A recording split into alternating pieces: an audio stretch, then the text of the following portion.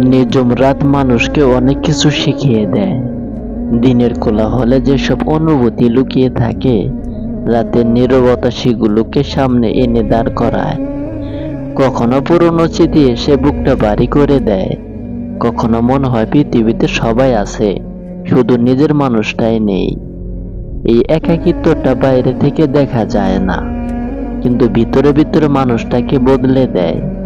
রাত যত গভীর হয়, তত বেশি মনে পড়ে যায় সেই মানুষগুলোকে যাদের একসময় খুব আপন ভাবতাম।